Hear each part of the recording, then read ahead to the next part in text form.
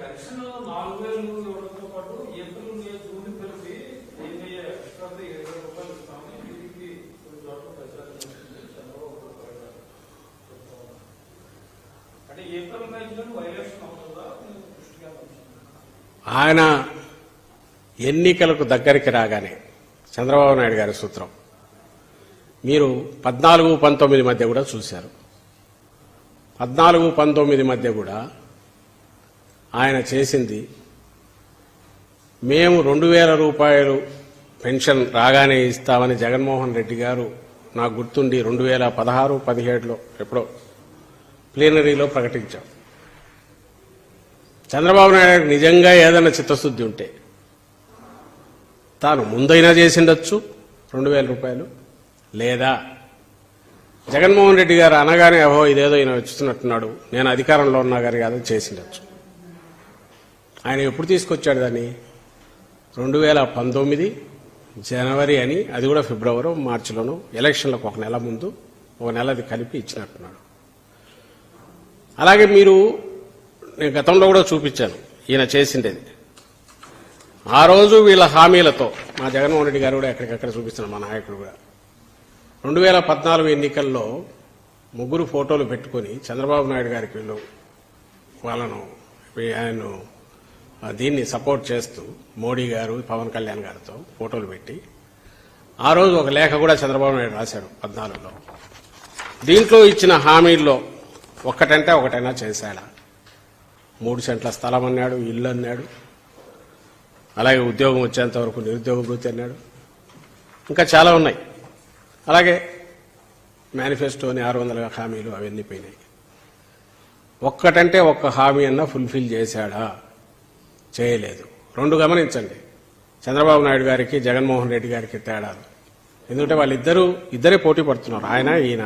జగన్మోహన్ రెడ్డి గారు కావాలన్నా లేదంటే చంద్రబాబు నాయుడు కావాలన్నా అంటే చంద్రబాబు నాయుడు గారు ఏది చేసినా మీరు ఏదన్నా చూడండి, ఫైనల్ ఎన్నికలు 4 నెలలు 3 నెలలు ఉన్నాయనగా టకాటకా కొన్ని ఏదో అమలు చేసి ఆ తర్వాత మళ్లీ ఎన్నికలకు వెళ్ళడం, హామీలు ఇచ్చుకొని రావడం.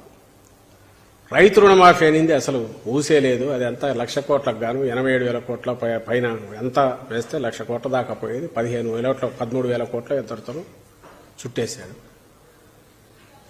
అలాంటి కోవలేకే ఈ పెన్షన్ ఇది కూడా. అలాంటి వ్యక్తి ఈరోజు వచ్చి నేను 4,000 ఇస్తానంటున్నాడు. జగన్మోహన్ రెడ్డి గారేమో అనౌన్స్ చేసినవన్నీ డే 1 నుంచో లేకపోతే ఇమ్మీడియట్ సిస్టమ్ తన కంట్రోల్లోకి రాగానే అన్నా చేసి కోవిడ్ సమయంలో కూడా ఇస్తూ వచ్చాడు. ఒక్క పథకం కూడా ఆపలేదు. తేడా ఇది. మళ్లీ ఎన్నికలకు వెళ్లేసరికి తాను ఇచ్చిన తన పథకాల ఇంప్లిమెంటేషన్ కూడా పూర్తి చేసి దాని ఇంపాక్ట్ కూడా జనం పేదల మీద ఉండి వాళ్ళ బతుకులు బాగుపడినాకనే మీ ఆశీస్సులు ఇవ్వండి అని జగన్మోహన్ రెడ్డి గారు వెళ్తుంటే చంద్రబాబు నాయుడు అలవిగానివో లేకుంటే ఏదైనా సరే ఆకాశంలో తెచ్చిస్తానని చెప్పి అర్జెంటుగా ముందు అధికారంలోకి రావాలని, ఆ తర్వాత మొత్తం చాప చుట్టేసి పక్కన పడేసే రకం ఆయన. ఇప్పుడు మళ్ళీ అదే దీంతో వస్తున్నాడు. 4,000 అది నమ్మరని చెప్పి 3 నెలలు ముందే ఊరించడానికి ఏప్రిల్తో సహా. ఏం జూలైలో ఎందుకు? ఏప్రిల్ రాగానే ఇవ్వచ్చుగా, మే 1 నుంచి ఇవ్వచ్చుగా. మళ్ళీ జూలై ఎందుకు పెట్టాడో తెలియట్లా. ఆయనకేమైనా 5,000 అయినా చెప్తాడు. నాకు పురాణాలు దీనికి సంబంధించి గుర్తొస్తుంది ఒకటి. సీతమ్మ తల్లిని తీసుకుపోవడానికి రావణాసురుడు వచ్చినప్పుడు ఆ వేషంలో అట్లే వస్తే దగ్గరికి రానివ్వరు, లక్ష్మణ రేఖ ఉంది దాటదు ఆమె, అందుకని ఒక సాధువు వేషంలో వస్తారు. ఆకలేస్తుంది, ఇదేదన్నా ఆహారం ఏదన్నా కావాలని అడుగుతాడు. ఆమె లైన్ దాటకూడదు కదా అని అవతలే ఉండి వేయిపోతే ఇది లైన్ దాటమంటాడు. లైన్ దాటమంటే ఆమెకు లక్ష్మణుడు గీసిన గీత గుర్తొస్తుంది. అనుమానంతో ఇది ఉంటే ఆగ్రహం వ్యక్తం చేస్తాడు, సాధువులనే నమ్మరాని. అవతలకి రాగానే ఎత్తుకొని వెళ్ళిపోతాడు, లంకలో పెడతాడు. ఇదే ఈయన చేయబోయేది. ఓటర్ దగ్గరికి తన అసలు స్వరూపం మూసిగేసి ఓ సాధువు రూపంలో పోతున్నాడు. పోయి ఇవన్నీ చెప్తున్నాడు. మధ్య మధ్యలో మా మీద మేము జగన్మోహన్ రెడ్డి గారిని ఒక రాక్షసుడుగా, ఈ రాక్షస రాజ్యంగా, ఇంకోటిగా, ఈ పాలనంతా ఇదని చెప్పి కృత్రిమైంది ఒకటి క్రియేట్ చేసి ఇక్కడికి వెళ్ళి నేను వస్తే ఇదిగో స్వర్గధామం ఇదంతా ఇట్లా అయిపోతుంది, మీకు ఏం కావాలో చెప్పండి, అన్ని ఆ చేతులు ఊపడం అది చూస్తే మాయల పకెట్ లాగే ఉంటుంది, ఓ మాంత్రికుడిలాగా ఆయన మాటల మాదిరే ఉంటున్నాయి మీరు స్టేజ్ మీద చూస్తే. ఆ హామీలో డెప్త్ లేదనేది ఆయన మాటల్లోనే వ్యక్తమవుతుంది. కన్విక్షన్ లేదు తనకు, అందుకే అంత క్యాజువల్గా అంటున్నాడు. ఇంక 2 రోజులు అయినాక 4,000 సరిపోతుంటే ఇంకొక 500 యాడ్ చేస్తానులే అంటాడు. అయితే ఇంకా ఆ మధ్య 50 ఏళ్ల క్రితం చేస్తానని అంటున్నాడు ఎవరికో, అది మొత్తం అందరికి చేసినా చేస్తానంటాడు. ఎలాగో ఇవ్వని దానికి ఏముంది, ఎంతైనా చెప్పచ్చు. ప్రజలకు మేము చేసే విజ్ఞప్తి ఒకటే, ఖచ్చితంగా గుర్తుపెట్టుకోండి, ఏదైతే ఆయన చెప్పినా 14-19 మరీ రిమోట్ పాస్ట్ కాదు, మరీ డిస్టెంట్ పాస్ట్ కాదు, 14-19 మధ్య ఏం చేశాడు, అమలు చేశాడా లేదా. ఆ రోజు వీళ్లే పక్కన అందరు ఉన్నారు. ఇప్పుడు వీళ్ళందరూ మరి ఎండార్స్ చేస్తారా ఈయనవన్నీ చెప్పినవన్నీ తెలియదు. ఎవరు? మోడీ గారు, పవన్ కళ్యాణ్ గారు. ఎన్టీ రామారావు గారిని అంటే ఈయన అవసరానికి వాడుకుంటుంటాడు, ఆయన ఫోటో ఎడుంది కానీ విజయ్. సో మళ్ళీ ఈయన ఈ హామీలతో వచ్చినారు. దాంతోపాటు ఉచిత ఇసుక నెట్టున్నాడు. ఇంకొకటి నేనే చెప్తున్నాగా, ఉచిత ఇసుకంట. ఏ రోజన్నా చంద్రబాబు నాయుడు హయాంలో ఎక్కడన్నా ఉచితంగా ఇసుక వచ్చిందండి? మీరు కూడా ఎవరన్నా అప్పుడు ఇల్లు కట్టుకోండొచ్చు, ఇక్కడ మీడియా వాళ్ళలో ఉండొచ్చు, లేదా బయట నేను చెప్తుంటే వింటున్న వాళ్ళైనా ఉండొచ్చు. క్రేన్లు పెట్టి ఎట్లా పని చేశారండి ఆ రోజు? ఉచితంగా ఇసుక సప్లై చేయాలంటే క్రేన్లు పడవలు పెట్టి తీసి చేసిన వాళ్ళు వాళ్ళకి ఎట్లా గిట్టుబాటు ఉంటుంది? ఎక్సెప్ట్ ట్రాన్స్పోర్టేషన్ తప్ప ఇంకో రూపాయి పడకూడదు కదా. ఎక్కడన్నా దొరికిందా ఇసుక? ఆ రోజు అదంతా ప్రభుత్వానికి రావాల్సిన ఆదాయం అంతా వీళ్ళ జోబుల్లోకి వెళ్ళింది. జగన్మోహన్ రెడ్డి గారు వచ్చాక ట్రాన్స్పరెంట్ గా అది ప్రభుత్వానికి సంవత్సరానికి ఒక 800 కోట్లు జమ అవుతుంది. ఫస్ట్ టైం హిస్టరీలో ఇసుకకు సంబంధించి ట్రాన్స్పరెంట్ గా, ఓపెన్ గా, రీజనబుల్ ప్రైస్ కు కిందికి ఇస్తున్నాం. ప్రజలు అన్ని గమనిస్తున్నారు. ఇది కూడా గమనించాల్సిందిగా ఏ హామీ అన్నా ఇవ్వమనండి. 14-19 మధ్య చంద్రబాబు నాయుడు గారు అది చేశారా? 19-24 మధ్య జగన్మోహన్ రెడ్డి గారు తను చెప్పినవన్నీ పూర్తి చేశారా లేదా? ఎప్పటి నుంచి చేశారు? రెండవది, ఫ్యాగెండ్లో 4 ఏళ్లు చేయకుండా మేము కూడా నవంబర్లో చేసిండొచ్చు, ఇంక్లూడింగ్ నంబర్స్తో సహా. పెన్షన్స్ 2018 నాకు గుర్తుండే సెప్టెంబర్ వరకు 39 లక్షలు ఉండేది, ఆగస్టు వరకు సెప్టెంబర్ వరకు. ఆ తర్వాత ప్రెజర్ విపరీతంగా ఉంది. మీరైతే మీడియాలోనే వచ్చినాయి అప్లికేషన్లు, లక్షలాది అప్లికేషన్లు తీసుకోవడము, అదేదో దాని ఒక దీనిలాగా కండక్ట్ చేసి జన్మభూమి కార్యక్రమం ఏదో పెట్టి ఎక్కడో జరిపి తీసుకోవడము, వాటిని ఎక్కడ చెత్తబుట్టలో కూడా దొరుకుతాయి. అంటే ఎన్నికలకు 6-7 నెలల ముందు వరకు కూడా 39 lakhs. ఎన్నికల దగ్గరికి వచ్చినా సడన్ గా పెరుగుతాయి. ఎట్లా పెరుగుతాయండి? నిజంగా గాన ఓపెన్ గా అర్హత ఉన్న వాళ్ళందరికీ ఇచ్చి ఉంటే చంద్రబాబు నాయుడు గారు గ్రాడ్యువల్ గా పెరుగుతుందా, సడన్ గా పెరుగుతాయా? ఎలక్షన్లు వస్తున్నాయి కాబట్టి ప్రెజర్ విపరీతంగా ఉంటుంది, అందరూ ఆగ్రహిస్తారు వృద్ధులందరూ అని చెప్పి టకాటకా కొంత పెంచాడు, చేతులు దులుపుకున్నాడు. ఇప్పుడు మళ్ళీ అదే మాటలు మాట్లాడుతున్నాడు. సో ఇది గమనిస్తారు, అందరూ గమనిస్తున్నారని ఆయనకు తెలుసు కాబట్టి ధాటిగా చెప్పలేకపోతున్నాడు. కన్విక్షన్ కానీ డెప్త్ కానీ ఆయన మాటల్లో ఉండట్ల.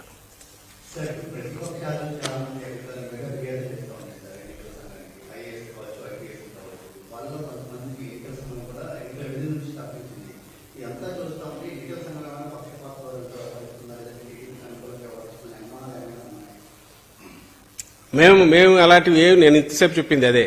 ఎన్నికల commission is an independent body. మాకు సంబంధించి అయితే మేము ఎన్నికలు అనౌన్స్ చేసి కోడ్ వచ్చిన తర్వాత అపోజిషన్ లాగే మేము కూడా మేము అనుకుంటున్నాం. ప్రతిబంధకాలు అన్నీ ఉంటాయి, ప్రజల్లో ఉన్నాం కాబట్టి ప్రజలకు వెళ్ళి అప్పీల్ చేసుకుంటున్నాం.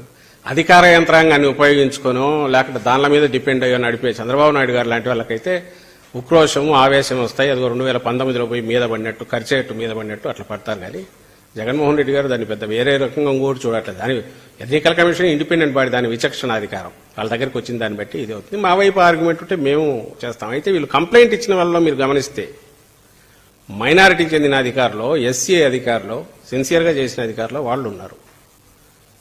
మరి ఏ ఉద్దేశాలతో చేసినారో వాళ్ళు అర్థం కావట్లేదు. అది వాళ్ళ మీద మేము అటాక్ పెడతాం. అపోజిషన్ చేసిన, అపోజిషన్ అంటే తెలుగుదేశం పార్టీలు ఇంకెవరున్నారు అక్కడ, లేదా వాళ్ళ ఏజెంట్లన్నా అదర్ పార్టీస్లో ఉన్న ఏజెంట్లు నేను చెప్పినట్టు. రెండవది నేను పాయింట్అవుట్ చేయదలుచుకునేది అంటే, పురంధేశ్వరి పెట్టిన లెటర్ ప్రకారం అయితే రాష్ట్రంలో ఆఫీసర్లు అందరూ అమ్ముడు పోయిన వాళ్లే. మరి ఇదే ఆఫీసర్లే అంతకుముందు కూడా ఉన్నారు. ఆమె మొత్తం లిస్ట్ అవుట్ చేసింది కంప్లీట్. ఇంకా వాళ్ళ కోరిక లేదా రామోజీరావు కోరిక వీళ్ళు కూర్చొని రాస్తుంటారు అనుకుంటా. టీడీపీ ఆఫీస్ నుంచే తయారవుతుంటాయి, రామోజీరావు ఆఫీస్ నుంచే తయారవుతుంటాయి. ఇంకా వీళ్ళ దీంట్లోకి ఎవరైనా తీసుకొచ్చేసి ఏ మార్గదర్శి ఆఫీసో ఈనాడు పేపర్లో మేనేజర్లను వాళ్ళని తెచ్చి పోస్టులో పెడితే అప్పుడు మనసు శాంతిస్తుందేమో, లేదా దీనికంటే భిన్నంగా ఏకంగా చంద్రబాబు నాయుడు డిక్లేర్ చేస్తే అప్పటికి వాళ్ళ మనసు శాంతిస్తుందేమో అనిపిస్తుంది. అంటే నువ్వు అధికారంలోకి రావాలనుకుంటున్న పార్టీ అయితే, మొన్నటి వరకు నువ్వు అధికారంలో ఉన్న పార్టీ అయితే, అప్పుడు సర్వీస్లో ఉన్న అధికారులే కదా ఇప్పుడున్నారు. మేము అనట్లేదే వీళ్ళందరూ ఇదిగా ఉన్నారని చెప్పి. ఇప్పుడు మేము చూస్తున్నామనంటే ఆ రోజు మరి మీరు అట్లే ఇది కదా, ఎవరో ఎముకలు మెళ్ళేసుకొని తిరిగే వాళ్ళంటే చూపండి, వద్దని ఎవరన్నారు. మీరు చూపిన వాళ్ళు ట్రాన్స్ఫర్ చేస్తున్నాం అన్నారు, మేమేం కామెంట్ చేయట్లేదే. వాళ్ళు ఏం ఎముకలు మెళ్ళేసుకోవట్లేదు, ఎవరు కాకపోయినా మీరు చేస్తున్నారు. ఎలక్షన్ కమిషన్ డిస్క్రిప్షన్తో ఇచ్చేస్తుంది. మేము దాని మీద కానీ ఎన్నికల కమిషన్ మీద కానీ మేమే మాట్లాడట్లేదే. ఇట్స్ ఒక third party independent agency, constitutional body, దానికి రెస్పెక్ట్ ఇవ్వాలనే మినిమం ఇది మాకుంది, మీకు లేదు, తెలుగుదేశం పార్టీకి లేదు.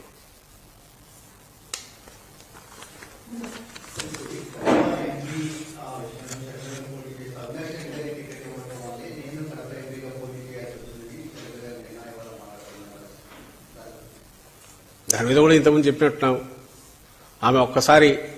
ఆమె సంజాయిషి ఇవ్వాల్సిన పాయింట్లు చాలా ఉన్నాయి. షర్మిల గారు ఆ తెలంగాణ నుంచి హఠాత్తుగా ఎందుకు మాయమయ్యారు, తెలంగాణకే జీవితం అంకితం వాళ్ళు ఎందుకు మాయమయ్యి అక్కడి నుంచి ఇక్కడ ప్రత్యక్షమయ్యారు, వచ్చి మళ్ళీ ఇక్కడ ఎత్తిపోయిన కాంగ్రెస్ పార్టీలో ఎవరు మీకు బాధ్యత అప్పచెప్పారు, అదే కాంగ్రెస్ ఈ విపరీతంగా ఏకిపారేసి ఆ రోజు తిట్టిన, ఈవెన్ తన పార్టీ పెట్టినా కూడా తెలంగాణలో జరిగింది. అలాగే తెలంగాణ ఇంట్రెస్ట్ నాకు ముఖ్యం, అవసరమైతే ఆంధ్రాతో కొట్లాడతానని కూడా అన్నారు. మరి అదంతా ఏమైంది? ఓ పెయిడ్ ఆర్టిస్ట్ లాగా ఎందుకు ఈరోజు మాట్లాడుతున్నారు? వీటికి ఆన్సర్లు దొరికితే ఈ వివేకానంద రెడ్డి హత్య, ఆమె తీసుకున్న పాత్ర, దానికి ఆన్సర్ దాంట్లోనే ఉంటుంది. వివేకానంద రెడ్డి గారి హత్య గురించి 4 ఏళ్లుగా ఆమెకు పట్టంది, ఈ రోజు హఠాత్తుగా వచ్చింది, ఎందుకు వచ్చింది? పోనీ అదే ఎన్నికల అజెండా అనుకుంటే మరీ మంచిది, తెలుస్తుంది కదా. నెలన్నరలో ప్రజలు ఏమనుకుంటున్నారు, ప్రజా కోర్టులోనే తేల్చుకోవాలనుకుంటున్నామని అన్నట్టున్నారు. ఈరోజు ప్రజా కోర్టులో మరీ మంచిది, దాంతో అప్పటికన్నా నోళ్లు మూతలు పడాలి కదా. రేపు ఈ ఎన్నికల్లో తెలుస్తుందిగా. ఎన్నికలకున్న పవిత్రత కానీ, ఎన్నికలకు అజెండా ఏముండాలని కూడా ఇగ్నోర్ చేసి, వ్యక్తిగతంగా కూడా దానికి ఏమీ ఓ ప్రాతిపదిక లేకుండా అసంబద్ధమైనవి ఏదైతే ఆ ఆరోపణలకు రిప్లైలు ఇచ్చుకుంటూ పోతే అది ఎక్కడికి పోతుందో కూడా తెలియదు. అన్ఎండింగ్ ఇది ప్రాసెస్. కంక్లూజన్స్కి వచ్చి కోర్టు పరిధిలో ఉన్న అంశాల గురించి, సిబిఐ పరిధిలో ఉన్న అంశాల గురించి కంక్లూజన్స్కి వచ్చి, కాబట్టి దాని అసలు ఏమీ లేకముందే అంతా కూడా ముద్ర వేసి, అది ఏ రకంగా ఎట్లా చూసినా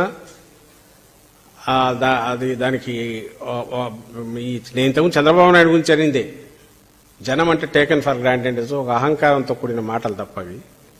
దాంట్లో ఎలాంటి సహేతుకత కానీ, లేదా ఇప్పుడు ఏ సందర్భం అయితే ఎన్నికలు ఉన్నాయో వాటికి తగిన రకమైన